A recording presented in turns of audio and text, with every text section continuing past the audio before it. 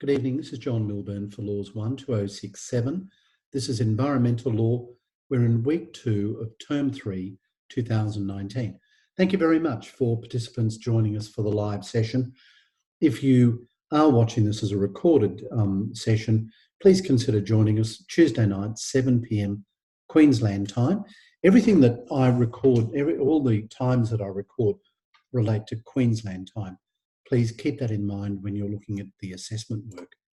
Speaking of which, I trust by now you have undertaken a few critical tasks. The first one is looked at the assessment work that I've released to you, Assessment 1, Assessment 2, and I trust that you've considered that and perhaps started to develop something of a template for the work that you do. So a good starting point for any assessment work is to have a decent template, something that you can use repeatedly. And you know, I have some of my little quirks. Those of you that have worked with me in the past, you know that I like to ensure the paper is paginated, that you italicise the name of legislation or the names of litigants in a case, that you footnote reference and you do so properly. All of those sorts of things are important from a professional presentation perspective. And a lot of those things you can undertake by having a decent starting point, a template for the assessment work that you complete. Anyway, I know that at this stage, with the quality of people that we have in this unit, many of you would be right on top of that. So the first assessment is due on the 16th of January. It might seem a long way off, but I suspect in reality it's not. Second assessment, and here's critical, is due 2 weeks after the first assessment. So this is an unusual unit. It's not like Introduction to Law, where we neatly space everything out for you and guide you through the process. Here we rely upon you to plan your own work in a much more adult manner, if I can use that term. So please ensure that you've developed your study plan, worked out how you are best going to devote the time that you need for the study and start working towards that.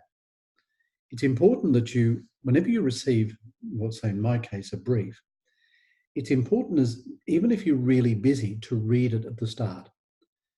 Reading something at the start, in your case, the assessment work, is critically important because of 2 reasons. The first is that you will subconsciously develop ideas in relation to it, so that you're filling that void as to what will I do. And the second, which is a little more overt, is that as you're undertaking the reading, you will connect with the assessment, which means that thoughts will come to you as a result of some legislation or case law or commentary in a textbook. Now, here's the next part of planning. As you read something, you want a repository ready to place that thought or that idea or that link. So it's a matter entirely for you, of course, but I would suspect that you'd have a template of the actual assessment work that you intend to provide, and you'd have, for want of a better term, a working document, something that will be a repository for your ideas, commentaries and thoughts. And the same thing goes for the examination. So if I provide an exam hint in week 2 or week 3, you've got somewhere to write it. What you don't want is a situation where the day before the exam, you're thinking, well, I remember John saying something relevant to the exam, but I don't know where it is. I can't find it. So thinking of what you need to achieve, working back from there, is always very important. Now, have we developed study groups within this highlighter? Yes, Karen, I agree. Have we developed study group? If you haven't worked with each other much in the past, I know from the quality of people that are enrolled in this unit that there will be some excellent study groups. So please try to work with each other as much as you can. It's important to develop some ideas. Now, with your assessment work, I think you know that I don't mind so much if you go a little over the word count. Some unit coordinators are very strict and say, no, you can't go beyond that word count. So do ensure that you complete the work on time. I'm very strict on that. And if you need to apply for an extension, good luck, given that it's been released in week 1. But if you do need to try to get an extension, you'll need to make the application before the assessment is due. I'm sure you all know about, say, my sample document. It's in the assessment area, I think, or other additional resources. So that'll give you some idea of the way in which I like to have a document set out. It's just a guide. Students have presented much better looking work than what's in my sample document, so don't feel constrained in any way to follow that exact format. But you can pick up on some ideas. And of course, you all know, if you've worked with me in the past, that I do encourage plain language written in the active voice. If you don't know what that means, make sure you research it, and that you are able to develop a style that is logical and fluent. So do try to be consistent in the way that you write your material. If in doubt, use short sentences, particularly at the start of the assessment, so that you can develop a flow from there. If you're a quality writer that can string phrases together in such a way as to maintain the level of readability, but add some flair in terms of the colour and the tone, then that's excellent. But I just normally recommend short sentences if in doubt, rather than a rambling statement of the legal principles that you're developing. Make sure you proofread your work, of course, and you can use Google Translate or some similar type of translation document to have the computer read the work to you if you don't have someone that can assist you in that proofreading task. I'm sure that many of you develop your own style in relation to the IRAC method: issues, rules, application, conclusion. I'm not a great fan of you slavishly following that formula, but I'm sure that you've all developed your own style, and it's important that you undertake some sort of legal logic in the answering of any of the legal questions in this subject, or indeed any subject. You probably want to add material facts to that as well. Material facts, of course, are those that are critical to answer the decision. And usually unit coordinators throw in red herrings, which may be obvious or maybe not so obvious. So don't always be thinking that because something is in the examination question, it's therefore relevant. It is entirely possible it's not relevant. And I'm sure you understand what I'm getting at. If you don't know how to footnote reference your material, please learn that now, this week. It's critically important. And unlike, say, Introduction to Law, where I'm not overly concerned, by the time we get to this level, then I'm expecting everyone to be able to footnote reference their material very well. Now, I hope I haven't scared anyone off. If you're watching this as a recorded session, if you've got any concerns, please post something in Q&A asking for some help generally, or just undertake the research. Now, you'll probably notice that I have recorded some commentary in relation to the Bates textbook on a week-by-week basis. So there's no magic in that. It's really my take on what are the most important aspects of the chapters as they were in the 8th edition when I recorded those sessions. And I've concluded, and I've got a reckoner, which I'm sure you've seen, which cross-references the 8th edition with the 9th, with the 10th, the current edition, so that if you're working off an older textbook, you can understand from where the material is drawn, and you can understand how the commentary in those weekly recorded sessions is able to be referred to the 10th or the 9th edition of the text, even though I was specifically referring to the 8th. All right, so please ensure that you keep up with your reading and watch those Zoom sessions that I've pre-recorded, as well as, of course, participating in these sessions that we are working on now. I do expect you to undertake a response to each of the weekly problems. And just before coming on, I had looked to see who had answered the weekly problem for this week, week 2. And I don't want to embarrass you, Sarah, but I'll just say that There was one student who did answer that problem, and it was a very good answer. So if you haven't looked at that response, thank you, Sarah. If you haven't looked at that response that Sarah provided, I encourage you to do so because it's really very good. Now, the reason I want you to undertake this work is twofold. The first is it will give you some practice at developing your thoughts in relation to environmental law. And the second is that you'll find it extremely useful, I think, for the examination, the take-home exam, so that you've ordered your thoughts ready to go. Now, environmental law is a little bit tricky in that the way in which the law is to be applied is quite unique. In contract law, torts law, we have a lot of common law-based material. In environmental law, most of the law is derived from primary source of legislation. But it's not like some of the other units where it's, say, property law, where it's state-based legislation, or family law, where it's federal-based legislation. In environmental law, we have a very even spread of contribution, for want of a better term, between statutes at a Commonwealth level and statutes at a state level.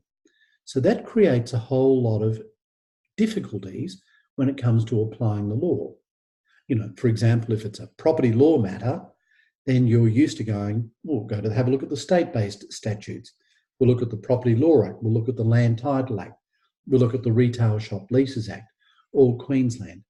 If it's family law, we go to the Family Law Act, etc. But here, you need to straddle between the federal and the state. But wait, there's more, because above the federal, we have the international. And there's not many subjects where we talk about the application of international laws in terms of domestic laws. Maybe again, going back to family law, we might talk about the Hague Convention in terms of parenting involving overseas matters. But in environmental law, you'll see consistent references and important references to international laws. So you need to understand then how they fit into the picture. And it doesn't stop there, because even though many of the subjects that we talk about relate to the federal or the state jurisdiction, here in earnest, we talk about the third level of government, local government, which has a huge part to play in the administration of environmental law. So quite possibly for the first time in your unit, you're dealing with 4 levels of, if you like, for want of a better term, statutory lawmaking.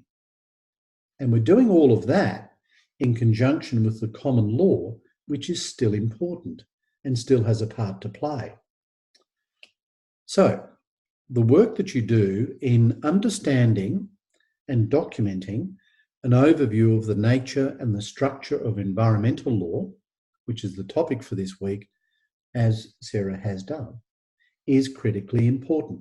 You've got to get your head around this, because I may not make it easy for you. In the take-home exam, I might present you with a factual scenario, and I may not give you a hint as to whether I think the answer to the problem is based on common law, case law, or whether it's found in local government regulations or Commonwealth legislation.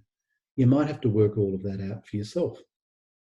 And in the process of doing that, of course, we need to therefore consider a lot of the things that we considered in statutory interpretation and ask ourselves, is there a role to play in interpreting this legislation by reference to second reading speeches, explanatory memoranda, etc. So have I confused you and scared you, or both? Or is that fine? We're under control. All good? All right. So make sure that you have a good working knowledge then of environmental law in legal context. What is the nature and the structure of environmental law? You may need to brush up on parliamentary procedures as well in terms of the way in which the law is established. Now, can anyone tell me about delegated legislation, what that means and how it might be? Yes, Sarah. So delegated legislation is where the legislature and the executive essentially delegate the creation of the specifics of a legislation to another area, which is somewhat that happens with state councils planning schemes in regards to environmental law. Like they say, we need planning schemes for this area. You or the local council make it happen, basically, in some ways. Excellent, thank you. And can anyone tell me the limits on the lawmaking ability at a delegated level? So what is a basic limitation on councils, for example, local authorities, when making environmental laws? That might be a bit obscure. Yes. They can't supersede the authority legislation? That's it. That's the answer I was looking for.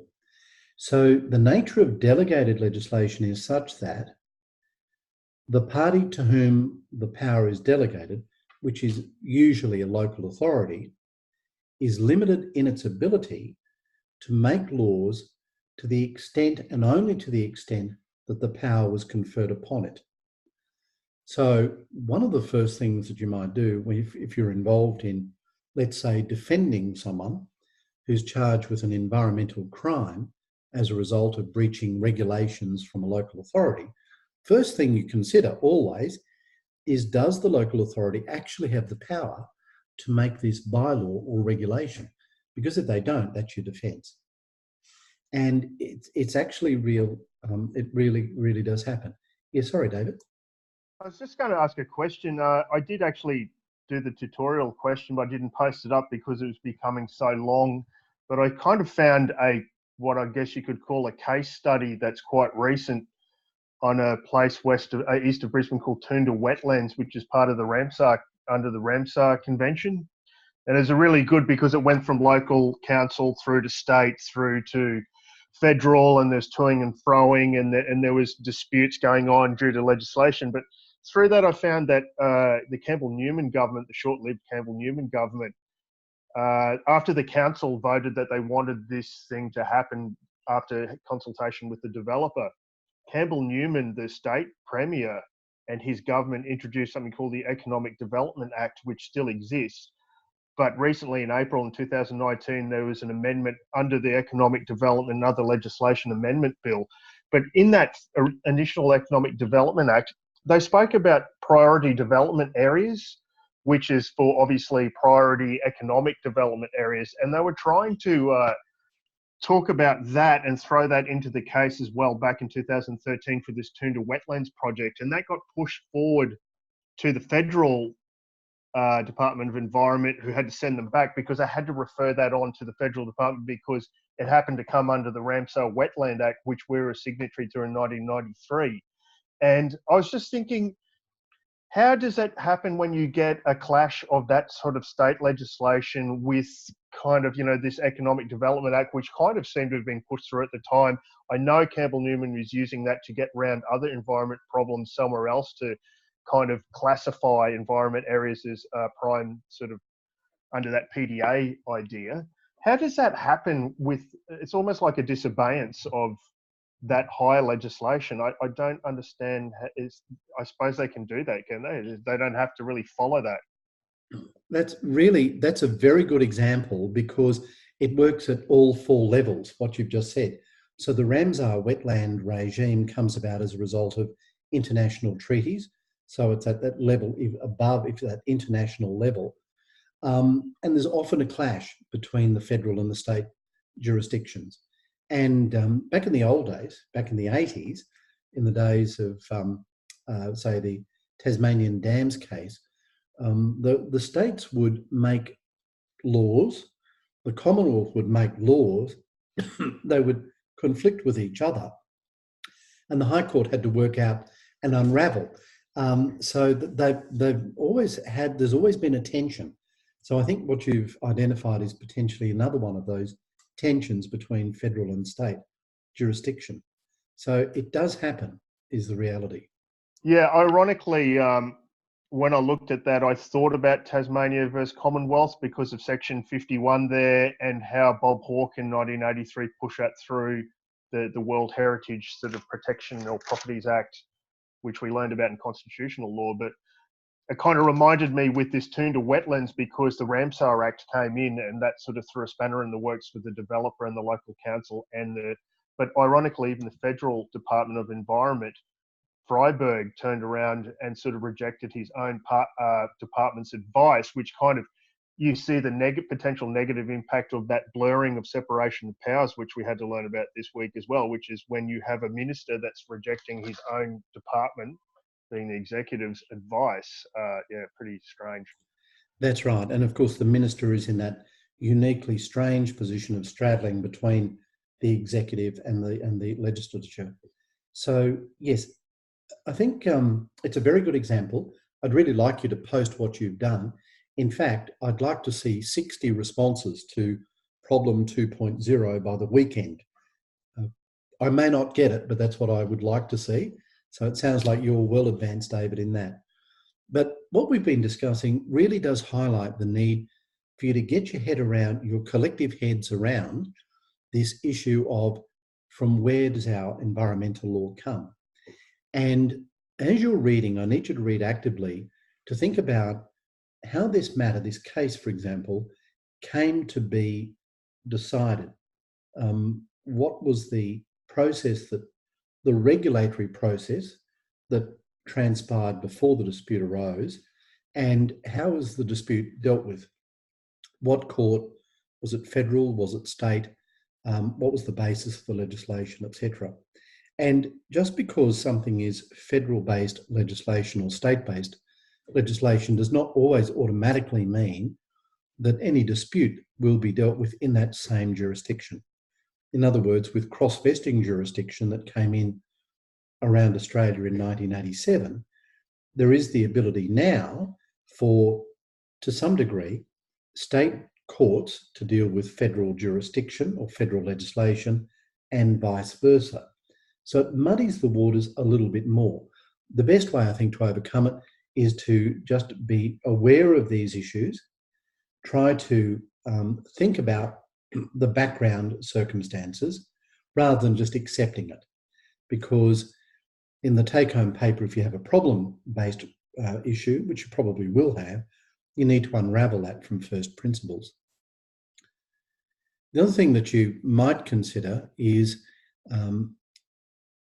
preparing, if you like, a checklist, a flow chart, or examples. So if you find something is a good precedent or demonstrates something, then you might want to document that in a way that makes sense to you for future use. The second assessment really does cover a lot of this as well, in that when you're dealing with the second assessment due at the end of January, you need to identify some of the regulatory processes at these various levels and work out how the executive works in with the Parliament. Think about the role of the ministers at state and federal level, and importantly, think about the role of the state government and the federal government when it comes to providing approvals in relation to major environmental issues, much along the lines of what David's been discussing tonight. So in your textbook, you'll see that there's some excellent commentary in relation to the way in which the legislative powers work, the executive, and do so at the state and federal level. So in some ways, we're going back to introduction to law. Separation of powers is important, and we're trying to work out how all of this fits in to the common law. So a good example of how the common law rights have been affected by legislation is the case of Vance against Forestry Commission of New South Wales. It's in your textbook, and it's 1995, 86 LGERA 108. So in that case, there was a domestic right of a property owner to use water, and the question was whether the executive had the lawful power to remove access to that water by using a licensing regime. Now, the executive will often attempt to do this. The executive will create a situation, a regime where you need a license to do certain things. Now, the first thing to do is consider whether they have power to make that type of law, particularly if it's a local council, and even more so if you can argue that by creating that licensing regime, what the council has in fact done is take away people's general rights. So in this case, there was a question about whether the licensing regime removed the domestic right of a property owner to use water running through the property. So what it comes down to then is we need to consider the making of these regulations, whether there's power for the authority to make the regulation. Then we need to go further and talk about the way in which the regulatory authority exercise that power and whether there is some recourse. And if there is recourse, we have to understand the nature of that recourse. Is it, for example, a judicial review situation? Or is it, for example, a merits review situation? We need to know the difference between that. We need to know where to look. So a big part of this unit, as we discussed last week, is looking at a dispute from the perspective of one of the main players and asking ourselves the simple question, what can we do about this from this person's or this organisation's perspective? So when you're reading cases, when you're looking at laws, do so from multiple parties' perspectives rather than just reading it. Think about, well, how did this get here? What are the arguments that apply for this interested party? The other thing that is important is to consider cultural rights and Indigenous rights and entitlements. So a good case to consider as a starting board for discussion is members of the Yorta Yorta Aboriginal community against Victoria. And in that case, it was established that laws and customs are socially derivative and non-autonomous.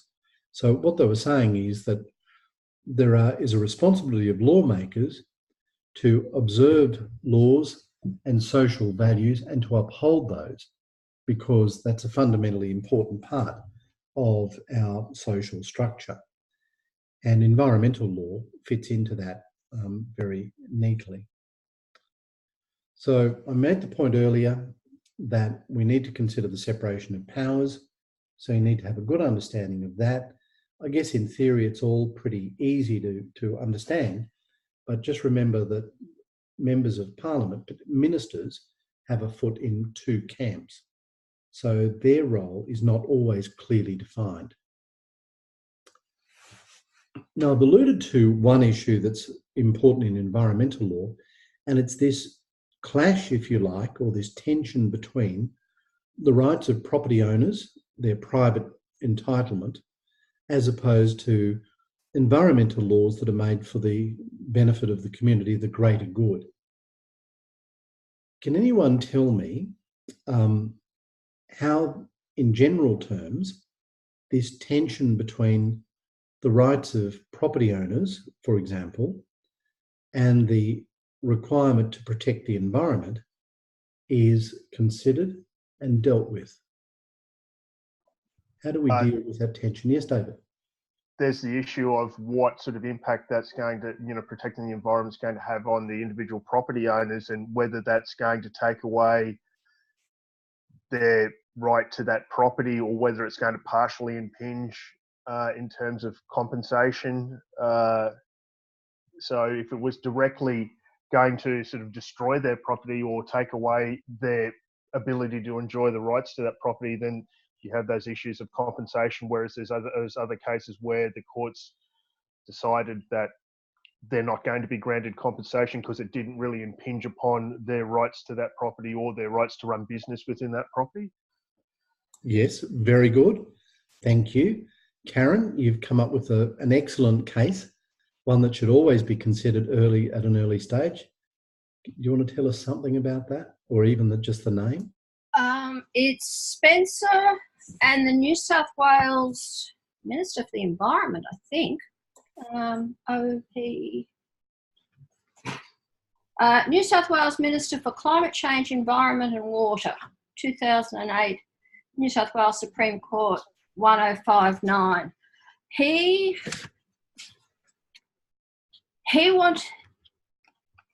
wanted compensation from the government because his property had been redesignated.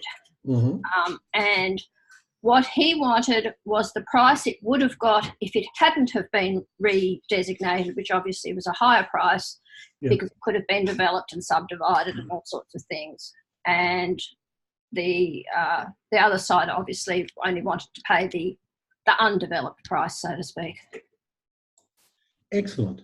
Very good. And I put you on the spot and you performed extremely well. So thank you, Karen. And that case related to structural adjustment payments. And it was as a result of restrictions imposed on Spencer's ability to use property through restrictions on clearing of natural or native vegetation.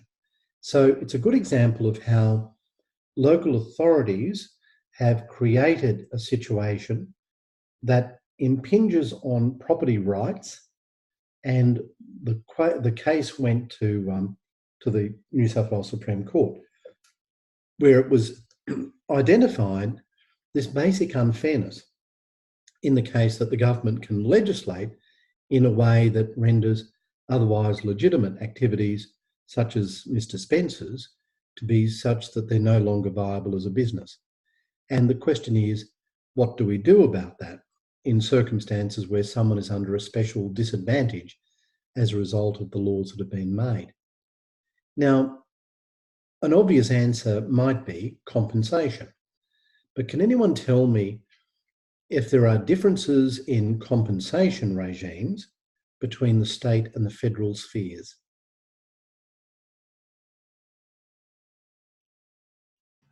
Well, the Constitution, admittedly, it's only in resumption of land. The Constitution says it must be at I don't remember the exact wording, fair and equitable price, whereas there's nothing similar in state legislation. Very good. Yep, on just terms, isn't it? Just terms, says Emma. That's it. So if you haven't watched The Castle recently, go and rewatch it, because that was, the High Court scenes were all about arguments to do with just terms and the compensation of the castle. So generally speaking, acquisitions of property are compensable by law, but Karen correctly identified a real concern, and that is that constitutionally, that obligation is imposed only on the federal, not the state. So sometimes state governments, in terms of their tension with the Commonwealth, may say, that's all very well, but we don't have the money to pay these compensation claims, so we want the government, the federal government, to provide a fighting fund if we're going to be doing the dirty work and having to pay out money. Otherwise, we'll just say, well, we've got no power to pay money, we're not going to do it. And that creates a general injustice. And that was identified in Spencer's case, wasn't it? Because we were dealing there with the New South Wales state government rather than the federal government, and this general issue of, well, how do we compensate someone? So Karen correctly said, well, the Constitution provides the obligation on the Commonwealth government to pay compensation on just terms when acquiring property, which is section 51 XXXI, which is 31. But that leads to a few other problems, doesn't it? For example, if someone is denied a license, like in Vance, is that a de facto acquisition of their property? by denying them the ability to do something that they had previously had the ability to do, aren't we really denying them something, but just doing it a different way?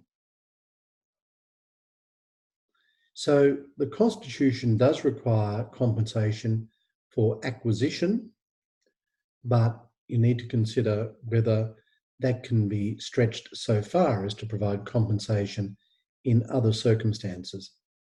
A good case to read is the Environmental Protection Authority against Rashleigh, Rashleigh, and the Court of Appeal dealt with the issue of restrictions on water and regulatory regimes involving licensing. The other one is ICM Agriculture against the Commonwealth, which is a High Court decision. That's ICM Agriculture against the Commonwealth. 2009 HCA 51. Isn't there issues with the issue of water management between the states, though? For example, in the Murray-Darling Basin Authority really is an agreement amongst the states, but water was really given, or the management of water was given to the states to operate at the beginning of federation, and that's now come back to sort of create dramas. So yes. Each state does have its own sort of water act and its water regulation outside of the federal management of water. No, I agree with that. But of course, we've always got this problem, haven't we, of the Commonwealth wanting to retain certain abilities to make laws and potentially going beyond that which is in the Constitution. So the Commonwealth has the power, for example, to make laws in relation to trade and commerce, and uses that extensively. And again, going back to the Tasmanian dam case, we had situations where the constitutional challenge from the state, in this case Tasmania, was that the federal government had no power to enact legislation to the extent that it did, but the High Court provided this degree of flexibility in terms of what was in the Constitution to allow that to occur.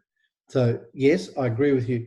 The states do have considerable power in these regards, but there's always this tension between the state and the Commonwealth governments. Slightly along that, but also slightly off to the side. In Queensland, with Adani protesters and those other people that lie on the ground and lock themselves up to things, where the Queensland government is talking about putting in legislation aimed specifically at stopping them and prison terms and everything, isn't that going to end up like the Brown versus Tasmania case, where they said that it burdened the implied freedom of political communication? Yes, I think very much so. And it's a bit like Hong Kong, isn't it, at the moment? So it's developing that way. So these are all really important things that you need to consider. So no, I agree with you. Another thing that you want to keep an eye out for is structural adjustment schemes, or ways in which the Commonwealth and state governments provide a degree of compensation or reward. So the rewards might be in other ways that are provided for people doing the right thing and contributing. So there are many different ways to resolve these issues. So in environmental law, for example, it might be through offsets and allowances and things of that nature. So when you're undertaking the reading, as I mentioned, we need to consider the international, the federal, the state, the local government. We need to consider the case law off to the side. And then we need to consider the huge role that the executive has to play and the separation of powers in all of this. The other thing is environmental law is unusual in the practice of law in that we involve science considerably. So you'll see a lot of scientific type principles referred to in environmental law. I mentioned the precautionary principle last week. That's almost something you can guarantee will need to be in any answer that you give. So if you want an exam hint for tonight, it's ensure that you fully understand the precautionary principle and you're ready to identify the source of the precautionary principle as lawmaking in law, and how you can use it in answering a legal problem. So science does influence environmental law because science influences environmental policy. And scientists will often give evidence in legal cases in relation to environmental law. And for example, you know, when you're reading the assessment number 2 and you read about environmental impact assessments, it might seem, oh, that's a pretty straightforward document. But have a look at the video, which I'm sure I've uploaded, with environmental scientist Phil Jeston, who talked about some of the assessments that have been undertaken. And these things cost millions of dollars to undertake. They're not just small reports prepared by one person quickly. They need to pull together huge amount of resources to prepare these environmental assessments in many cases. So the influence of science is extremely important. NGOs also have a role to play. So you'll see, for example, under the EPBCA, now we all know what that is, don't we? You remember that acronym? EPBCA? What does that stand for? It's the Commonwealth Environmental Legislation, Environmental Biodiversity Protection Conservation Close. Act. Environmental Protection Biodiversity Conservation Act. Yes. It's EPBCA. So under the EPBCA, there might be opportunities for NGOs such as the Humane Society to have an involvement. If I haven't mentioned the Community Litigants Handbook from the Environmental Defenders Office, that's worth considering as well. Now, there are a couple of cases that you probably want to just follow throughout the course of this unit. One is a case called Predejohn, P-R-E-T-T-J-O-H-N,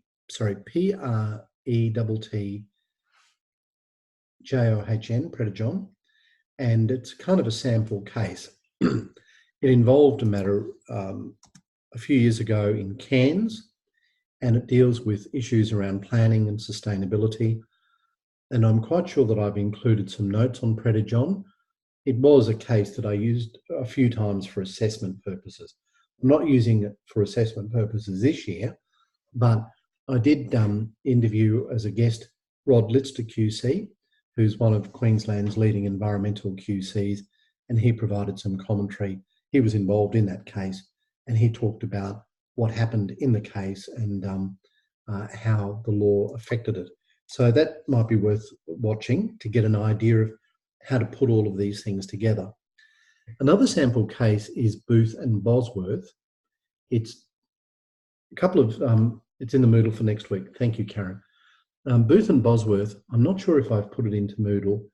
I probably should. Otherwise, I want you to check it out. And this is an environmental law case looked at from the perspective, so Predejohn was, if you like, mostly from the perspective of a local authority and a developer, probably a developer mostly. Booth and Bosworth is really looking at environmental law issues from the perspective of an intervener, to someone who wanted to take environmental law action. And you can find, it's publicly available, the application, the statement of claim, the defence, the reply, and even the outline of submissions for both the interim hearing and the trial. And Stephen Keim SC, one of the very influential and talented QCs in Queensland, was involved in that matter. So it's worth looking at the documentation. So both from Predejohn and Booth and Bosworth, I'll refer to those cases a few times. Best if you start to look at those and get a feel for them. I mentioned also environmental law and Indigenous rights. So always be willing to introduce something. Sorry, I told you that my respiratory system was going, but introduce something in relation to Aboriginal customary laws or native title. So, and terra nullius, of course, to some degree, but you may need to consider native title legislation in the context of answering questions. So native title is still fundamentally important for environmental law. And whilst I probably won't ask you directly questions about that, it wouldn't hurt to have an idea of how these matters are determined and where.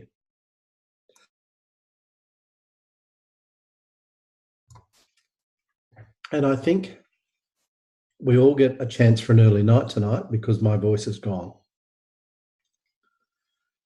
Before we do, has anyone got any questions or comments?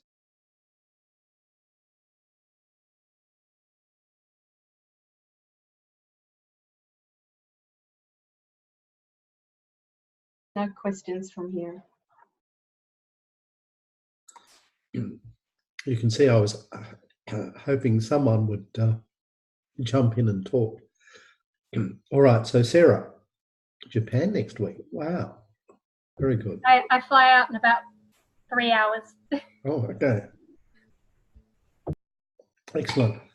2 years ago, I was providing environmental law tutorials and lectures from Iceland. That was really interesting in the middle of it all. Well, enjoy your trip. Thank you all. I'm sorry about my voice going. It does that sometimes at the end of the day. And we look forward to seeing you next week. So all the best. Bye then. Thank you so much. Thank you.